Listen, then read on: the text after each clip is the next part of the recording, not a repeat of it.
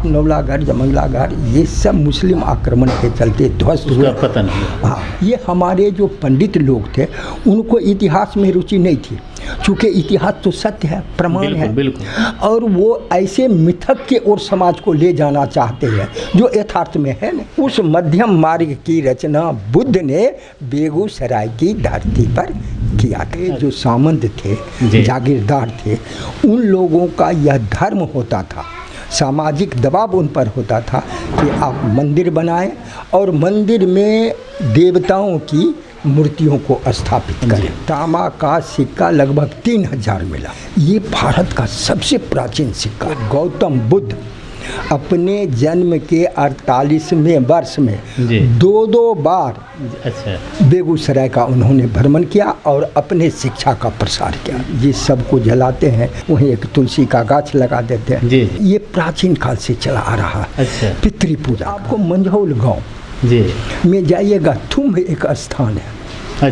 बीच गांव में थुम स्थान है। तो वहीं पर गौतम बुद्ध रुके थे। नमस्कार, मैं राणा कुमार सिंह, केभी स्टूडियो बिहार के आज के कार्यक्रम में मैं उपस्थित हूं बेगूसराय जीडी कॉलेज के इतिहास विभाग के विभागाध्यक्ष प्रोफेसर फुलेश्वर प्रसाद सिंह के पास। अवसर है, विगत दिनों मैं बेगूसराय के इतिहास पर कुछ सीरीज बना रहा था। उसी में मैंने आप लोगों को वचन दिया था कि नौलागढ़ के पृष्ठभूमि की संपूर्ण जानकारी मैं देने का प्रयास करूंगा। मैं स्थल निरीक्षण भी किया हूं। अब उस स्थल निरीक्षण की विस्तृत जानकारी जानने के लिए ही, आप लोगों तक पहुंचाने के लिए ही इस समय मैं उपस्थित हूं सर के पास। सबसे पहले सर, हमारे चैनल में आपका हार्दिक स्वागत है। सर, नौलागढ़ के बारे में लोग जानना चाहते हैं कि आखिर नौला के साथ गढ़ कैसे जुड़ा, इसके बारे में बताइए। मुख्य रूप से यह पाल राजा नेपाल की राजधानी थी और नेपाल ने ही इसको अपनी राजधानी बनाया था और उसी ने नौला का जो आवास था उसको उसने एक मोटे चौड़े दीवार से घिरवा कर और उसमें उसने 3 गेट डलवाया था। एक उत्तर दिशा में, एक पश्चिम दिशा में और दूसरा पूरब दिशा में। तो इसलिए नौला गढ़ के नाम से हो गया, फोर्टिफाइड। गढ़ का अर्थ होता है फोर्टिफाइड। तो चारों ओर से किला बंद है तो इसलिए ये असल में इसका पूर्ण शुद्ध उच्चारण होना चाहिए नयगढ़। नयगढ़। हाँ, आप देखिएगा कि बछवाड़ा में नयपुर एक गांव भी है और इतने नए आपको बेगूसराय का पश्चिमी हिस्सा से लेकर दलसिंह सराय तक का जो भूभाग है वो बिहार सरकार के भू राजस्व जो रजिस्टर है उसमें उसको नयपुर परगना कहा गया। परगना, जी हाँ, समझे ना। तो जैसे इधर कहा जाता है बलिया परगना, हाँ, उसी तरह नयपुर परगना। समझे ना। तो उसी समय से, नेपाल के ही समय से यह जो गढ़ था वो प्रख्यात हुआ और उसमें भी सबसे अधिक उसको प्रख्यापित करने का काम उसका पुत्र विग्रहपाल किया। उस वंश में उससे पहले विग्रहपाल नाम के 2 और राजा हो चुके थे, इसलिए इस तीसरे को हम लोग विग्रहपाल तृतीय का। ये 1050 से लेकर के 1081 के बीच राजा हुआ था। इसने आपको क्या कहते हैं, लगभग संपूर्ण उत्तरी बिहार को अपने कब्जा में करके और इसने अलौली में भी एक गढ़ बनाया था। उसकी मुख्य धानी नौलागढ़, क्योंकि यहीं से उसका एक घड़ा सिक्का भी मिला है और यहीं से नौलागढ़ से ही उसका एक अभिलेख भी मिला है उसके 23वें शासनकाल का।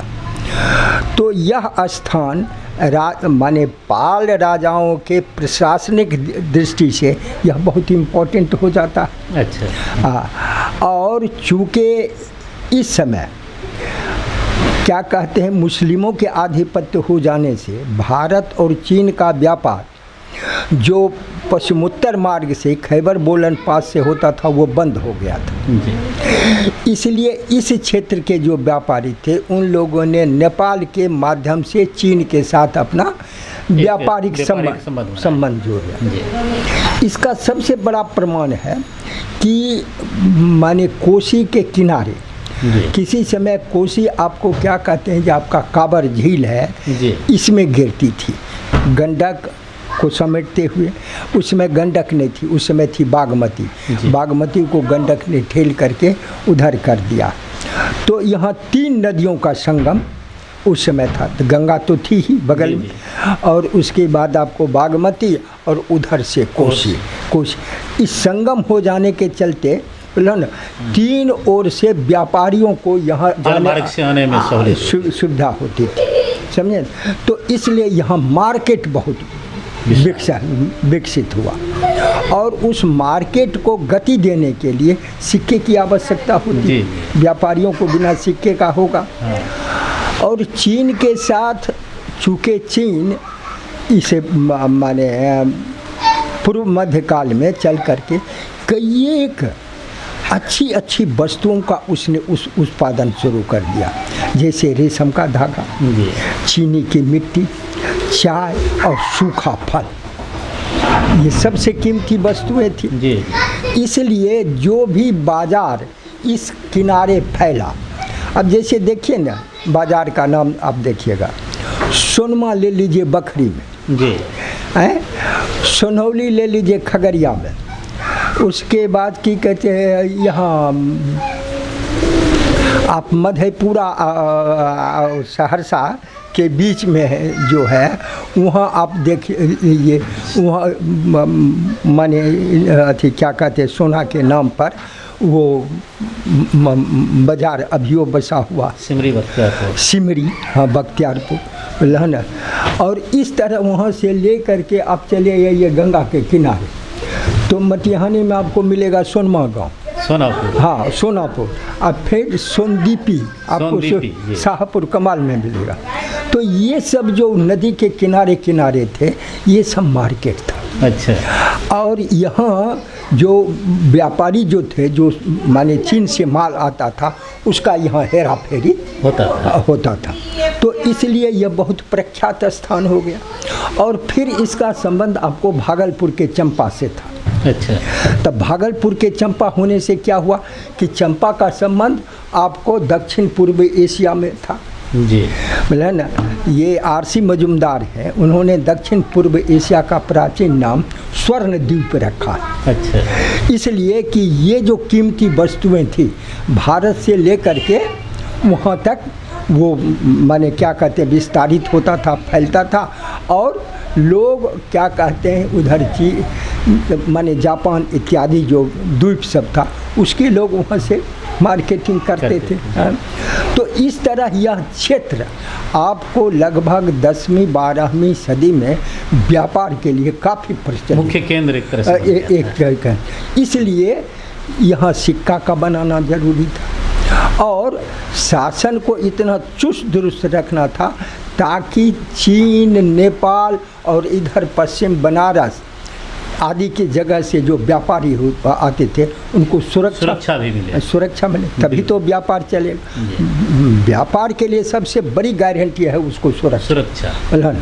और इस जो विग्रहपाल तृतीय था उसने जगह जगह मार्केट बना करके, बौद्धों का स्तूप बना करके उसने माने जो व्यापारी लोग थे उसको संरक्षण दिया था। तो इसलिए विग्रहपाल तृतीय के समय यह गढ़ और प्रख्यात हो गया। अच्छा। समझे ना।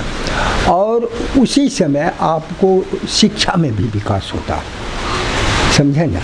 जो मिथिला के बड़े पंडित लोग थे या और दूसरी जगह के पंडित लोग थे, उन लोगों का यह क्षेत्र माने भ्रमण का जो ही क्षेत्र मार्केटिंग बढ़ा तो वो लोग भी इधर अपना आने लगे, चूँकि उन लोगों को भी तो धन की आवश्यकता है और धन इन व्यापारियों से आसानी से मिल सकता है, वही लोग ने दान दे सकता था। तो इसलिए यहाँ शिक्षा का केंद्र, आपको क्या कहते हैं, यही संघोल स्थल भी इस तरह से धर्म स्थल और शिक्षा। वो प्राचीन काल में धर्म स्थल और शिक्षा दोनों एक साथ मंदिर में माने क्या कहते हैं थे, ब्राह्मणों की शिक्षा होती थी और बौद्धों का जो विहार था उसमें बौद्ध शिक्षा होता था। तो इसलिए यही बगल में आपको बेगूसराय के बगल में है संघौल, बहुत बड़ा महाविहार था। संघ हाँ संघोल इसको कहिए, सिंघोल गलत हुआ। संघ का अर्थ हुआ है बौद्धों का संगठन, समझे। तो इसलिए यहाँ भी था। और चूँकि इस काल में तंत्रयान का काफ़ी जोर चला। अच्छा, तो तंत्रयान की क्या विशेषता थी कि लोग कुछ चीज़ को सिद्ध करके, और ऐसे सिद्ध पुरुष होते थे वो लोगों को आध्यात्मिक ज्ञान का प्रसार करते थे। अच्छा। कि ये योग करने से ये फायदा होगा, ये योग करने से ये फायदा होगा। तो ये सिद्धि का अर्थ ही नहीं था कि कोई दूसरा मंत्र जन, सिद्धि का अर्थ था योग के द्वारा परिपूर्णता शरीर में प्राप्त कर। तो यहाँ बौद्धों के सबसे बड़े जो सिद्धाचार्य थे उनका नाम सरहप्पा था। और यहीं बेगूसराय में आपको क्या कहते हैं, रानी गांव है बछवाड़ा, वहीं के वो रहने वाले थे। अच्छा, समझे न। तो उन्होंने इस क्षेत्र में शिक्षा का, तंत्रयान का प्रसार किया। और आपको मनियप्पा गांव है जी, ना, वो जो वहाँ मनियप नाम करके जो सिद्धाचार्य थे, उन लोगों ने वहाँ 64 योगिनी की पूजा का स्थल बनाया। आज भी, हाँ आज भी जाइएगा तो छोटा छोटा मंदिर 64 योगिनियों का बना। और योगिनी पूजा बौद्धों ने शुरू किया और बौद्धों से फिर वो ब्राह्मण धर्म में परिणत हो गया। तो इस तरह धार्मिक दृष्टिकोण से कहिए या आप क्या कहते हैं, ये शैक्षणिक दृष्टिकोण से कहिए, और फिर आर्थिक। हाँ ये तीन, जब इस तीनों का विकास होता है तब आपको आर्ट का विकास होगा, कला का विकास। तो पाल काल का यह अंतिम पीरियड है। इसमें वो तेलिया काला पत्थर होता है जो आपको राजमहल के इलाके में पाया जाता है, जिससे स्लेट बनता है। उस पत्थर से इस इलाके में बड़े पैमाने पर कलाकृतियाँ बनाई। हाँ, वो दोनों हैं, हिंदुओं के भी हैं, बौद्धों के भी। ये आपको पूरे आपको बेगूसराय में खास करके नौलागढ़, जयमंगलागढ़, उसके बाद वीरपुर और जो दूसरे टीला है उसमें आपको पर्याप्त रूप में मिलेंगे। हाँ, और इसी का एक बड़ा संग्रह आपको जीडी कॉलेज संग्रहालय में मिलेगा। और दूसरा आपको मिल जाएगा क्या कहते हैं, नहीं हाँ लोहिया नगर जिला संग्रहालय है। तो इसके पर यानी पाल काल के अंतिम 10वीं 11वीं सदी में आर्ट के क्षेत्र में, कला के भी क्षेत्र में एक special style of art, not ordinary, एक स्पेशल स्टाइल ऑफ आर्ट का विकास हुआ, स्कल्पचर का। अब उसकी विशेषता क्या देखिएगा कि मूर्ति का जो आसन है वो कमलासन है, 2 दलीय कमलासन, एक फूल नीचे गिरा हुआ, एक ऊपर। देखिए कितना बड़ा आर्ट है ना। ऐसा कमल फूल बहुत कम होता है कि 2 दलीय। अच्छा, एक चीज़ बताइए कि उस कलाकृति के बारे में, चूँकि आप उस विभाग के विशेषज्ञ भी हैं, अभी तो मान लीजिए लोहे का या अलग अलग चीज़ों का औजार बन जाता है जिससे कलाकृतियाँ बना दी जाती है या उसके नमूने बन जाते हैं। उस समय तो उस तरह की कोई व्यवस्था नहीं होगी। नहीं, उस समय आपको पत्थर तराशने के जो माने कारीगर थे वो लोग काफ़ी समय लग करके इस चीज़ को बनाते थे। चूँकि उन लोगों को उस समय के जो सामंत थे, जागीरदार थे, उन लोगों का यह धर्म होता था, सामाजिक दबाव उन पर होता था कि आप मंदिर बनाएं और मंदिर में देवताओं की मूर्तियों को स्थापित करें। तो इसलिए उन कारीगरों पर, वो बड़े बड़े जमींदार लोग थे, वो खर्च करते थे, समझे। 6 महीनों में एक मूर्ति बनती थी। 8-10 कारीगर का एक समूह है एक मूर्ति के बनाने में लगा हुआ। समझे न? तो इसलिए माने क्या कहते, उस समय राजा का जो क्षेत्र था उन लोगों का आर्ट का संरक्षण था। अच्छा, तो उनके संरक्षण के अंतर्गत में फैला बोला। और माने क्या कहते हैं, आप वीरपुर कभी जाने का मौका मिले तो देखिए। अच्छा, कुछ लोग ये कहते हैं फुलेसर बाबू कि जो ये काला पत्थर देखते हैं, इस पर कुछ डिजाइन देखते हैं, तो कुछ अध्ययन रहता है, कुछ उस तरह की विशेषज्ञता उनके पास रहती है कि उस पत्थर को देखकर कह देते हैं कि ये उस समय की है। देखिए, हाँ, अब ये अगर आर्ट का माने भारत के आर्ट का इतिहास देखिए तो खास काल में खास तरह के स्टाइल ऑफ कटिंग स्टोन, अच्छा, स्टाइल ऑफ शोइंग इमेज, ये सब का विकास हुआ। जैसे मौर्यों के समय में हम देखते हैं कि पीछे साइड से मूर्ति नहीं गढ़ी गई है, और इस पाल काल में आकर के देखिएगा कि चारों ओर से मूर्ति गढ़ी गई है। तो उसका जो बॉडी स्ट्रक्चर है संपूर्ण A to Z शरीर का, वो मूर्ति में दिखाई पड़ता है। तो उसी स्टडी के आधार पर आप लोग अनुमान लगाते हैं कि ये इस फेज का है, ये इस फेज का है, ये इस फेज का, उसका काल में। इस पर आपको दिनेश सरकार जो है बोलो ना, बंगाल के हैं, कलकत्ता विश्वविद्यालय, उन्होंने बड़ा व्यापक अध्ययन किया बौद्धिस्ट आर्ट पर, उनकी बड़ी अच्छी किताब है, समझे ना। फिर और दूसरे लोग हैं जिन्होंने हिंदू आर्ट पर किया है। तो इस तरह से चूँकि यह पीरियड था आपके देश में कला और संस्कृति के विकास का, जी, समझे ना। और ये जो राजा महाराजा लोग होते थे वो और उनके जो असिस्टेंट होते थे, इन सब का दायित्व था कि आप आर्ट का विकास करें। तो देवी देवताओं के मूर्ति के साथ साथ भवन को सजाने के लिए, मूर्ति को सजाने के लिए, फिर क्या कहते हैं मंदिरों को सजाने के लिए अच्छे पिलर को काट करके उस पर नक्काशी किया। जैसा कि आप नौलागढ़ में देखिएगा, उसका दो पिलर जो जिला संग्रहालय में पूरे नक्काशीदार है। हम लोग गए थे वहाँ, तो संयोगवश अपने कैमरामैन के साथ, पूरे टीम के साथ, हमारे साथ पुष्कर जी भी थे।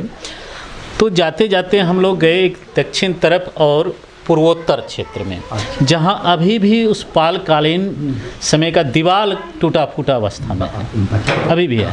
और जिस पर हम लोगों ने देखा तो बहुत ही लंबे चौड़े आकार के ईंट का टुकड़ा है, जिसकी लंबाई अभी 1/4 है और वह भी 10 इंच से अधिक है इतना। और वहाँ काल जो पत्थर देखे उसकी चौड़ाई कम है, उसकी ये मोटाई कम है, चौड़ाई उस 10 इंच के लगभग, और लंबाई भी 10 फीट के 8 फीट के आसपास है, जिस पर कशीदा जी। अब वो कसीदा सब जो है ना, सो मंदिर के ऊपर आजकल तो सीमेंट और छड़का है, इसलिए जो थी खिड़की के ऊपर, गेट के ऊपर हम लोग आसानी से लग, लेकिन उस समय लोग उसी पत्थर को ही लगाते चिपका देते थे, जहाँ ऊपर रखते थे उसके ऊपर दीवार जोड़ते।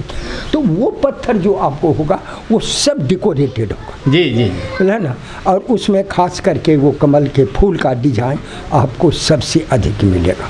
ये भी एक कमल के फूल भी एक पहचान का आधार है, पहचान का आधार। नंबर 2 देखिएगा, उस समय जो मंदिर बना, तो मंदिर से जो जल निकास का टोटी निकला, तो किसी में देखिएगा कि हाथी के सूर के आकार का है, किसी में देखिएगा तो सर्प के आकार में है, किसी में देखिएगा तो घड़ियाल के आकार का है, बोलो। ये भिन्न भिन्न उसके रूप में, ताकि एक जो पानी निकास का नाला है उस तक को डेकोरेटेड किया गया। देखिए डेकोरेशन का कितना महान है, चूँकि ये तंत्र काल का काल। और इस काल में देखिएगा मनुष्य की बॉडी का जो स्तर, कमर बिल्कुल पतला, जी, जो हम लोगों के साहित्य में मतलब ना उत्तम पुरुष के लक्षण पहचान आया है, वो सब आप देखिएगा, बोलो ना, जो काफ़ी डेकोरेटेड हो। बाल जो होगा वो घुंघराला बाल आपको होगा, समझे ना। उंगलियां जो होगी वो लंबी लंबी होगी, मोटी नहीं, लंबी हो। कान देखिएगा वो लंबे, हाथ देखिएगा वो सब आजान बाहु की तरह आपको मिलेगा। तो ये उस समय के मूर्ति की स्टाइल थी, अच्छा, जिसके चलते उस समय की जो मूर्तियाँ हैं वो पिछले और अगले काल से भिन्न हो जाते, और यही हम लोगों को आधार, एक पहचान के आधार हो गया। हाँ, अच्छा सर, ये तो आपने बताए उसके शुरुआती दिनों के बारे में और उस किस तरह वो एक तरह से विख्यात हुआ वो गढ़। लेकिन हमारे दर्शक ये भी जानना चाहते होंगे कि नवलागढ़ तो प्रमुख है ही, इसके साथ साथ बेगूसराय में और कौन कौन से गढ़ थे? देखिए, नवलागढ़ एक तो राजधानी थी जी। प्राचीन पाली साहित्य में इसको अंगुत्तराप में से क्या कहते हैं, आपन निगम कहा गया। अच्छा। आप माने पानी, जी। बोलो ना, आपन आप पानी से घिरा हुआ जो बाजार था, बोलो ना, उसको आपन निगम कहा गया। वही आपको नवलागढ़ था आपन निगम। चूँकि उसके पश्चिम में एक नुरुल्लाहपुर गाँव है, नुरुल्लाहपुर, जी, ठीक पश्चिम में, थोड़ा 1.5 किलो, उससे आपको तांबा का सिक्का लगभग 3000 मिला वहाँ। हाँ, जो अभी भी जिला संग्रहालय में रखा हुआ। अच्छा। तो वो सिक्का जो है सो पत्थर का सिक्का है जी। धातु जो है पत्थर का, और उस पर जो चलाया है उसका ठप्पा लगा हुआ। ये भारत का सबसे प्राचीन सिक्का है। भारत का सबसे प्राचीन, जो बेगूसराय की धरती पर प्राप्त हुआ है। ये भी एक उपलब्धि है। ये भी यहाँ में जो मानव नावास था उसकी अपनी एक विशेषता है। बिल्कुल बिल्कुल, कि वह अपने जो राष्ट्रीय जी विकास का जो चीज़ है उससे वो जुड़ा हुआ जी, कोई अलग थलग नहीं है। जो राष्ट्रीय आर्थिक विकास हो रहा है, उस आर्थिक विकास के साथ बेगूसराय शुरू से ही जुड़ा, शुरुआत से ही जुड़ा। फिर चूँकि यहाँ हमको एक और यहाँ की विशेषता है, और उत्तरी भारत की भी, कि एक काले रंग के चिप एकदम चमचम करता हुआ, बोले ना, आपको मृदभार का टुकड़ा मिलेगा। अच्छा। मिट्टी का, वो पक जाने के बाद जो मृदभार होता है उसका टुकड़ा, और उसके लगभग यहाँ 36-37 स्थान मिलते हैं। अच्छा। काली मिट्टी का, काली मिट्टी से बना हुआ जो वो क्या कहते हैं मृदभार है। डॉक्टर राम शरण शर्मा जैसे इतिहासकार ने उसको कहा ये एरिस्टोक्रेटिक वेयर है, धनी लोगों का। इसका अर्थ है, अब वो काफ़ी माने कीमती वो भार है। आपको उसको खिपटा पर को 2 लेकर पटकिएगा तो कॉकरी की तरह आवाज़ करेगा जी, इतना वो ठोस है।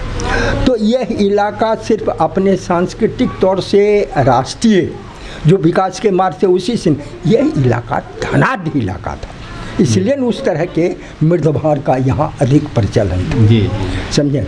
और दूसरी चीज़ कि इतना जो माने यहाँ पॉपुलेशन विकसित था, उसी के चलते गौतम बुद्ध अपने जन्म के 48वें वर्ष में 2 बार बेगूसराय का उन्होंने भ्रमण किया और अपने शिक्षा का प्रसार किया। बेगूसराय की धरती पर गौतम बुद्ध का आगमन हो चुका है। 2 टाइम, नॉट 1 टाइम, 2 टाइम। अच्छा। इसकी जानकारी हमको मध्यम निकाय माने बौद्धों का साहित्य है, महाबग्गो उसकी साहित्य है, फिर सुत्त निपात अर्थकथा है। इस सब में गौतम बुद्ध के यात्रा विवरण और बेगूसराय में उनके आने का चित्रण मिलता। कुछ ऐसे स्थल होंगे सर जो उसमें दर्शाए गए होंगे कि यहाँ पर आए होंगे तो रुके होंगे। हाँ, समझे। होता यह था कि गौतम बुद्ध ने वैदिक जो धार्मिक तंत्र था उसमें उन्होंने क्या कहते हैं पितृ पूजा को अपना लिया था। अच्छा। पितृ पूजा का क्या है, अभी भी हम लोग क्या कहते हैं कि जिस सब को जलाते हैं तो उसका थोड़ा सा टुकड़ा ले करके उसको वहीं गंगा के किनारे गाड़ करके उस पर तर्पण करते हैं, वहीं एक तुलसी का गाछ लगा देते हैं जी। तो ये जो आपको है ये प्राचीन काल से चला आ रहा है। अच्छा। पितृ पूजा का। और ये दिन गौतम बुद्ध का ही है क्या? नहीं, ये पहले से आ रहा। हाँ, समाज में परिचय।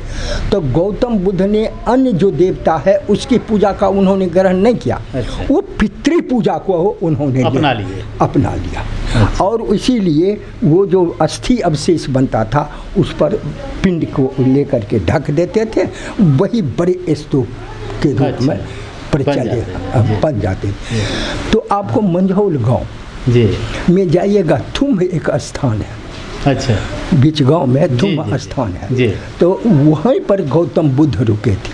अच्छा। उसमें विवरण आया है पाली साहित्य में कि गौतम बुद्ध ये क्या कहते हैं आपन निगम का जो हेड क्वार्टर था बोले केनिया नाम का सेठ वहाँ रहता था, उस गांव से और एक ब्राह्मण वेद पाठी थे, उनके विद्यालय के बीच में बुद्ध ने अपना स्थान किया। तो जरा नक्शा में देखिएगा तो उधर जयमंगलागढ़ जी, बीच में मंझौल, फिर नौलागढ़ ठीक बीच में। तो इसलिए हम लोग अनुमान लगाते हैं कि यही बोला ना बुद्ध का कोई अनुयायी वहीं मर गया होगा, उसका शवदाह करके उसके वहीं पिंडदान करके एक स्तूप बना दिया गया।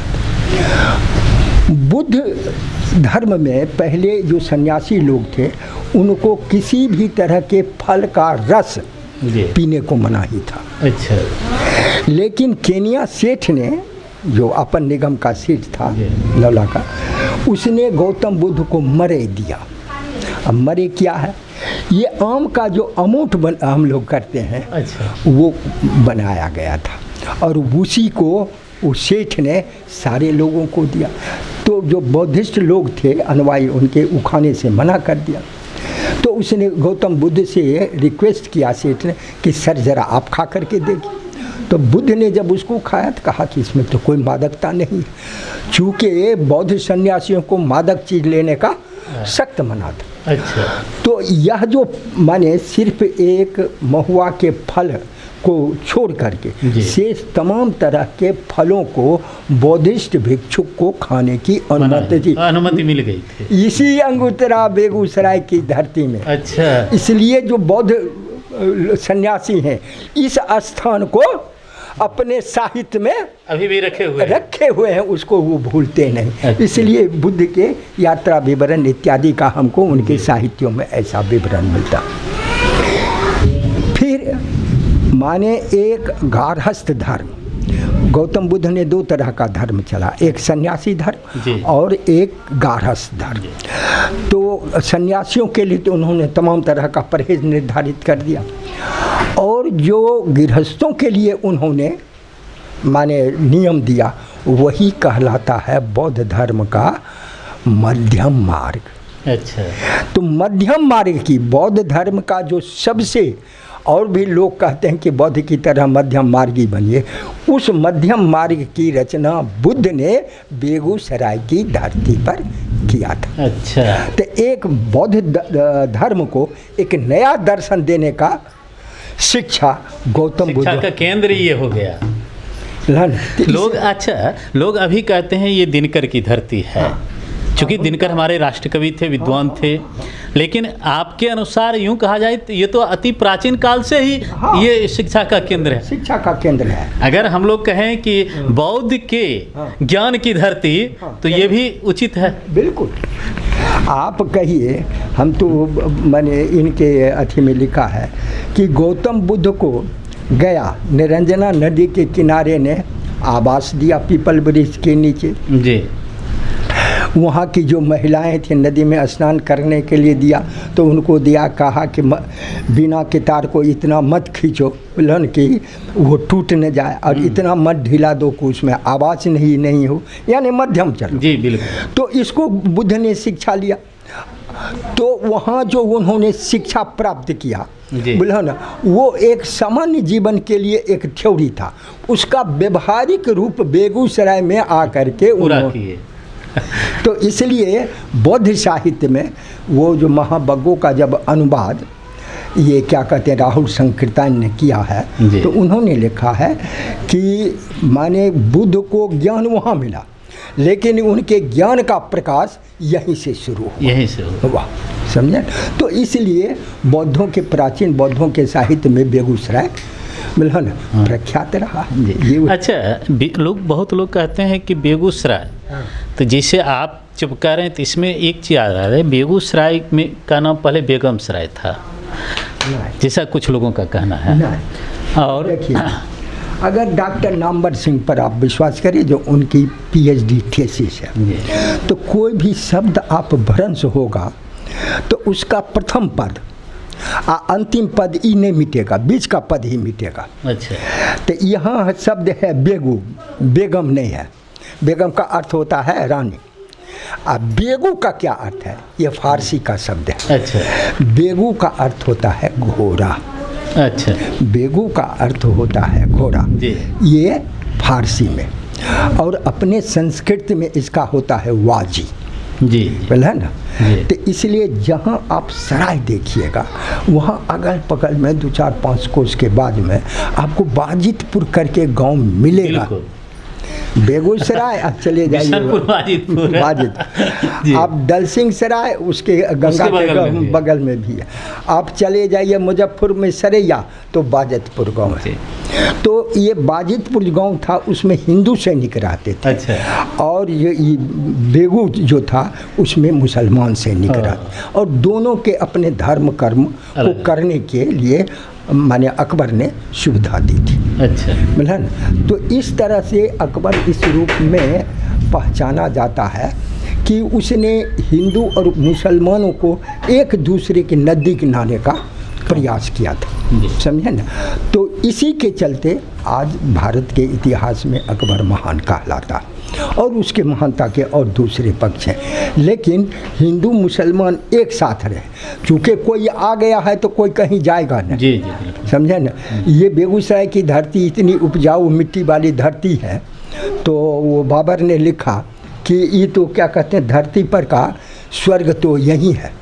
इतना अच्छा। इतना बाग बगीचा नदी पोखर सब है, ये कहाँ मिलता है। बिल्कुल। तो इसलिए अकबर ने देखा कि यहाँ बड़ी संख्या में है वो और हिंदी दोनों साथ मिल करके रहे, समझे ना। अच्छा तो सर, अब आते हैं फिर हम नौला पर।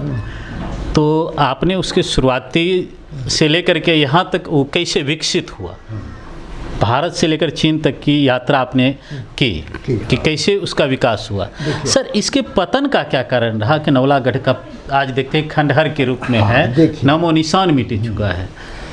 चूँकि ये हिंदू राजा का गढ़ था जी, और उस पर जब मुस्लिम आधिपत्य हुआ, आक्रमण हुआ। अच्छा। उसमें भी इतना मुगलों का आगमन नहीं, मुगल से पहले ही तुर्क लोगों को, अच्छा, इल्तुतमिश इत्यादि जो आए, जी। समझे ना, 12वीं सदी में, तो उन लोगों ने नौलागढ़ पर आक्रमण किया। अच्छा। कहिएगा इसका प्रमाण क्या है आपके पास? तो हम लोगों का जिस तरह से काला चमकीला वो मृदभार होता है, तो मुसलमानों का माने क्या कहते हैं, हरा रंग। अच्छा। हरा रंग से कोटेड बोलो ना, उसका मृदभार आपको मिलेगा। ये पहचान है उसके मुसलमान के अड्डा होने का पहचान। तो हमको नौलागढ़ में, जमंगलागढ़ में इस सब तरह के वो खिपटा मिल जाता। हाँ, तो उसे मानते हैं कि यहाँ मुसलमानों ने आक्रमण किया और वो उसका आधिपत्य रहा। तो देखिए, कोई भी आक्रमणकारी आएगा तो सबसे पहले वो 2 चीज़ पर आक्रमण करता है। पहले तो एक भाषा को समाप्त करना चाहिए। बिल्कुल। देखिए, अंग्रेज आया, हमारी हिंदी संस्कृत सब चले गए, और तो इसी तरह से उन्होंने पहले उस पर आक्रमण किया। तब वो आक्रमण करता है धर्म पर, हमारी संस्कृति, हाँ, संस्कृति पर वो आक्रमण करता है कि उसके मंदिर मस्जिद जो है उसको तोड़ करके वो अपना बनाने लगता। और तीसरा काम वो आपको करेगा कि आपके रहन सहन का जो शैली है, खान पान का जो तरीका है, उसमें वो परिवर्तन करेगा, तब तो उस ओर मुड़िए। बिल्कुल। तो ये सब होने के चलते जो भी हमारी प्राचीन संस्कृति थी उसमें इस्लाम के आने से परिवर्तन आना शुरू हो गया। अच्छा। और इस परिवर्तन आने से अब बहुत सारे लोग, चूँकि अब राजा हो गया वो, तो अब तो उसका शासन चलेगा, तो ढेर सारे उमला जुमला बनने के लिए लोग जो हिंदू स्टाइल था उसको छोड़ करके मुस्लिम स्टाइल को ग्रहण कर लिया जी। तो इस्लाम का प्रसार होने लगा, हिंदू धर्म धीरे धीरे घटने लगा और उसका प्रचार। तो इस सब जगह पर आप नौलागढ़, जमंगलागढ़, ये सब मुस्लिम आक्रमण के चलते ध्वस्त हुआ, पतन हुआ। हाँ। अच्छा, एक चीज़ और सर कि हम जानना चाहते हैं, हमारे दर्शक ये भी जानना चाहते हैं आपके माध्यम से कि नौलागढ़ जिसे कहा जाता है, तभी नौला सिर्फ गांव है एक, वहाँ जो है भीठ गांव है, भिटसारी, गारा बदिया गांव है। तो उस नौलागढ़ का क्षेत्रफल वगैरह कैसा था?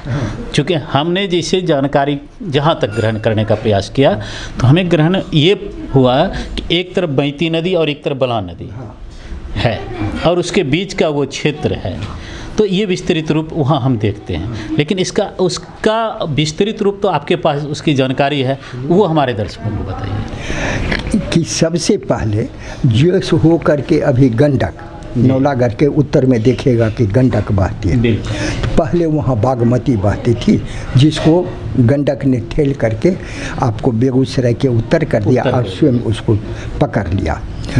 तो नौलागढ़ का जो क्षेत्रफल था कि इसके उत्तर में बागमती थी, अच्छा, उत्तर में, और पश्चिम में जो बैती नदी अभी चलती है ये निकलती है समस्तीपुर से। अच्छा, और समस्तीपुर से निकलते हुए साख मोहन के पास आपको बेगूसराय में वो प्रवेश कर जाती है। तो एक और बैती हो गई और दूसरी ओर गंडकी हो गई जी। और तीसरे ओर ये बनाया हुआ नाला है आपको बलान। अच्छा, बोले ना ये खाना हुआ है, ये ऑलरेडी ये राजाओं के द्वारा बनाया गया। अच्छा, इसलिए कि जब माने नौला में वीरपुर में जब इतना बड़ा प्रशासनिक केंद्र स्थापित हुआ तो फिर इसका तो व्यापारिक रूट होना चाहिए।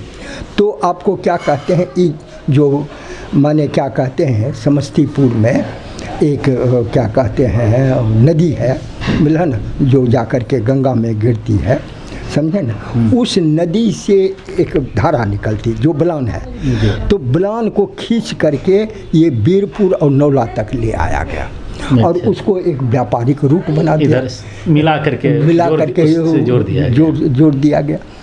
तो ये सब करने से तो उसका जो पहला रूप था गौतम बुद्ध के समय में छोटा था, बोला ना, अब पाल राजाओं के समय में आते आते ही किलोमीटर में फैल गया, बिल्कुल, बोला ना, और उसके बाद उसका तो पतन हो गया, समझे ना। तो इसका क्रमिक विकास हुआ। अच्छा। हर फेज में इसका विकास होता चला गया और उसके बाद पाल राजा ने तो उसको गढ़ ही बना करके राजधानी ही बना दी, समझे। अच्छा, अब तो स्थिति ये है कि वहाँ के युवा पीढ़ी जो अभी किशोरावस्था में बच्चा है उसको पता भी नहीं होगा कि हमारे इस धरती का इतना बड़ा इतिहास है, इसलिए कि शिक्षा नहीं है जी। और आप एक बात जानिए, हमारे जो भी प्राचीन लोग थे उन लोगों को इतिहास में रुचि नहीं थी, है ना। इतिहास की विद्या जो आया सो अंग्रेज़ों ने हमारे देश में लाया। तो इतिहास का अर्थ सिर्फ लोग कहते हैं इति मने भी इतिहास मने कहानी, इतिहास बीती हुई कहानी नहीं है, ये है समाज के विकास का सिस्टमेटिक अध्ययन, क्रमबद्ध उसका ज्ञान विकास, समाज का विकास। बिल्कुल मुख्य के केंद्र में, इतिहास के केंद्र में है समाज के विकास का। तो समाज जो था वो तो एक दिन का नहीं, लंबे समय से उसका विकास हुआ। तो इसको माने जो समय समय पर खेती का कैसे विकास हुआ, खेती में भिन्न भिन्न अन्नों का उत्पादन कैसे हुआ, खेती की जो उपकरण है उसका कैसे विकास हुआ है।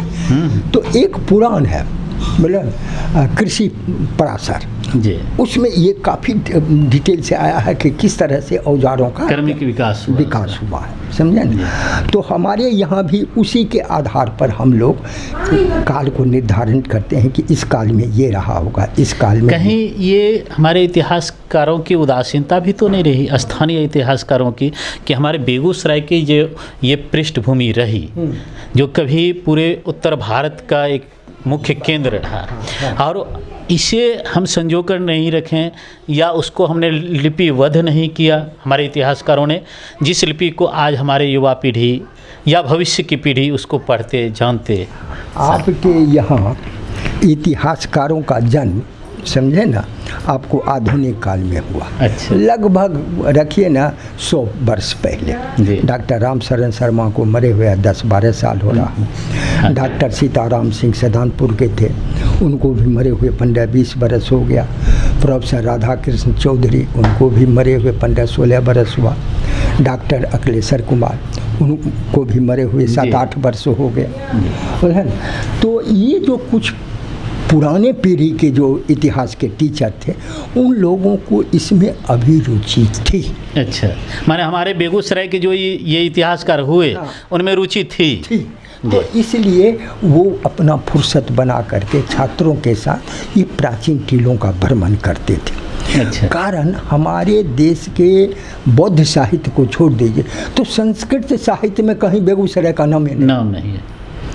बेगूसराय ना और जगह जी। का भी नाम नहीं है। चूँकि ये हमारे जो पंडित लोग थे उनको इतिहास में रुचि नहीं थी, चूँकि इतिहास तो सत्य है, प्रमाण है, बिल्कुल। और वो ऐसे मिथक के ओर समाज को ले जाना चाहते हैं जो यथार्थ में है नहीं, ताकि उसमें अपना माथा लगा करके घूमता रहे। तो लोगों में जो इतिहास जानने या लिखने या संग्रह करने की जो प्रवृत्ति होनी चाहिए वो नहीं पनप पाई। यूँ कहा जाए कि हमारे बेगूसराय के इतिहास जैसे नौलागढ़ को अभी जो भी लोग जान रहे हैं, यह देन है हमारे जो भी ये इतिहासकार हुए इन लोगों का। और उस इतिहास को मिटाने में जैसा कि आपने कहा तो हमारे पूर्व के पंडितों का भी हाथ रहा। क्या? हाँ, बहुत बड़ा हाथी पंडितों का रहा। ये इनका मुख्य ध्येय था कि जो सच्चा इतिहास है उसको ध्वस्त को मिटा करके हाँ, एक अलग रूढ़िवादिता की ओर ले चले। और अपने मन का जो मिथकीय जी, हम लोग उसको मिथकीय कहते हैं, धार्मिक कहानी, उसके द्वारा उन बातों को दाब दिया जाए और इसी को इतिहास कह दिया जाए। अच्छा। तो यही हुआ जी, यही कारण रहा कि हमारे पास उस तरह विस्तृत रूप में जानकारी नहीं हो पाई। सर, सुनने में आया है कि इस बेगूसराय के इतिहास पर आपकी विस्तृत कहा जाए कि अभी चल रहा है अध्ययन, और उस अध्ययन को आप लिपिबद्ध भी करने जा रहे हैं सर। तो हमारे दर्शक जानना चाहते हैं कि उसकी चर्चा आप नौलागढ़ से ही शुरू करें तो अच्छा रहेगा कि उस इतिहास जो आपने अध्ययन करके विस्तृत रूप दिया है, तो नौलागढ़ से लेकर के किन किन क्षेत्रों पर आपने किया है? जी, हमारे टीचर थे स्वर्गीय राधा कृष्ण चौधरी जी। तो सबसे पहले नौलागढ़ पर एक पतली सी अंग्रेजी में वो किताब निकाले थे। अच्छा। नौलागढ़ जी। 1968 में वो यहाँ से चले गए भागलपुर। अच्छा। तो उस समय जो खोज उन्होंने किया कर दिया जी। उसी समय वो मिथिला का सांस्कृतिक इतिहास लिख रहे थे। तो उस ओर जो इनका ध्यान फिर माने यथार्थ से वो फिर मिथकीय ओर चले गए। अच्छा, वो भी चले गए? हाँ, वो भी चले गए। तो इसलिए यथार्थ की खोज में चूँकि बहुत बूढ़े हो गए, अब गांव-गांव डंटा पकड़ संभव नहीं था, तो उन्होंने हमको एक ही शब्द किया कि अब हमसे अंगुत्तराप नहीं खोजा जाएगा, जो बेगूसराय का प्राचीन नाम।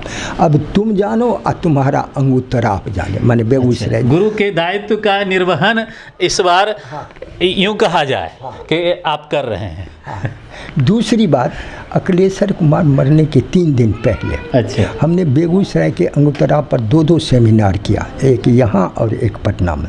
अच्छा। तो मरने के 3 दिन पहले उन्होंने कहा कि वो सब लिखल रह धैले रह जेतो कि ओकरा किताब का रूप देकर प्रकाशित तो करबे जी। वो बात लग गया कि सचमुच इस गुरु का भी दायित्व बनता है 2 गुरु का दायित्व बनता है कि इनकी आत्मा को शांति के लिए मैं बेगूसराय का इतिहास लिख दूँ जी। हुआ क्या कि बीच बीच में लिखना शुरू करता था तो कोई न कोई पारिवारिक झंझट कुछ आ जाता था, जिसके चलते काम नहीं बढ़ा। 2 वर्ष के अंतर्गत मेरे साथ 2 बड़ा माने कोरोना ने घटना घटा, तो उससे और शिथिल हो गया जी। तो पुष्कर फिर चाहा कि हमारा गांव, चूँकि ये मेरी धर्म पत्नी है, नौला की है। अच्छा। तो फुआ भतीजा, तो इन लोगों का हुआ कि नहीं कुछ कीजिए बैठे क्या करते हैं। तो हमने कहा कि तुम बैठो, हम तुमको नौला वाला इतिहास लिखा देते हैं, जो वो लिखा दिया। फिर इन्हीं लोगों ने और इनके जो पत्रकार मित्र हैं उन लोगों ने कहा कि सर बेगूसराय का समेटा जाए। हाँ, समेटा। तो अभी उसके दूसरे चैप्टर को मैं लिख रहा। अच्छा, समझे ना। तो उस समय कुछ देखा, अभी की स्मृति कुछ है, और फिर जो छोटा मोटा नोट्स बना करके रखे थे वो पुराना पेपर, उस सबको उलट पुलट करके फिर उसको रूप दे रहे हैं। चूँकि लिखने में अब होता कि हमें लगातार बोले ना आधा घंटा से ज़्यादा बैठे हैं, बिल्कुल। तो इस उम्र के अनुसार तो इसलिए काम ज़रा धीरे धीरे चल रहा। बोला ना, हम तो एक दफ़े इसका वो साथी पत्रकार है, हमने कहा देखो कुछ काम को हम आगे बढ़ा लेते हैं और कुछ काम के लिए फिर तुम लोगों को बैठना पड़ेगा, हम बोलेंगे व्यास बाबा की तरह और गणेश बाबा की तरह तुम लिखना पड़ेगा। तो इसलिए इन लोगों को भी रुचि है, तो इन लोगों के सहयोग से बेगूसराय का हमने प्राचीन खंड लिखना शुरू किया है।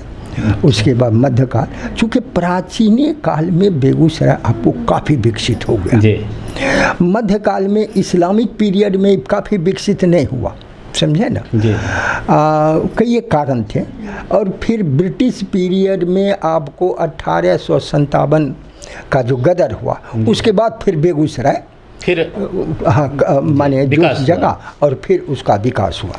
यूँ कहा जाए कि केवी स्टूडियो के माध्यम से आज बेगूसराय के तमाम श्रोताओं को, दर्शकों को आशान्वित किया जाए कि बेगूसराय के इतिहास को आप बहुत जल्द पढ़ेंगे और उसके रचनाकार हमारे अभिभावक प्रोफेसर फुलेश्वर प्रसाद सिंह होंगे। आज हमारे बेगूसराय के तमाम श्रोता गौरवान्वित होंगे कि आपने अपना बहुमूल्य समय इस उम्र में, इस अवस्था में दिया और बेहतरीन जानकारी जो आज के युवा पीढ़ियों को नहीं थी, उसको आपने हमसे हमारे साथ साझा किया सर।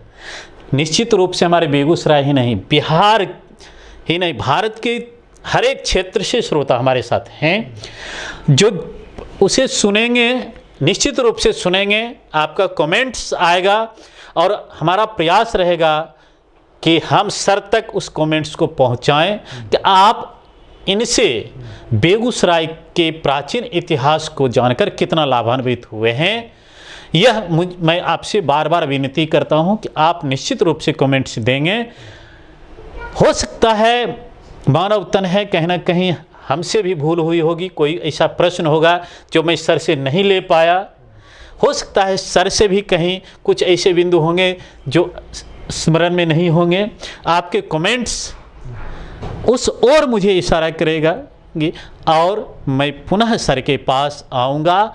बेगूसराय के विस्तृत इतिहास पर आज मेरा मुख्य फोकस सिर्फ और सिर्फ नौलागढ़ था कि नौलागढ़ की उत्पत्ति कैसे हुई, उसका विकास कैसे हुआ और उसका पतन कैसे हुआ, हम ये जानने के लिए आए थे। जैसा कि हम लोग अक्सर किताबों में पढ़ते हैं, अखबारों में पढ़ते हैं कि बेगूसराय के 4 गढ़ हैं। मैं केवी स्टूडियो के तमाम श्रोताओं को ये वचन दिया हूँ कि बेगूसराय के बाद जयमंगलागढ़ जैसे है, सांभोगढ़ भी है जिस पर आपकी विस्तृत अध्ययन होगी, या कोलागढ़ जैसे कहते हैं, इस पर भी आपके अध्ययन होंगे। हम श्रृंखलाबद्ध सर से मिलेंगे और एक एक गढ़ की जानकारी आप तक पहुंचाएंगे। सर आप हमारे स्टूडियो को, हमारे तमाम दर्शकों को अपना बहुमूल्य समय दिए, इसके लिए आपका पुनः बार बार बहुत बहुत धन्यवाद सर। Thank you.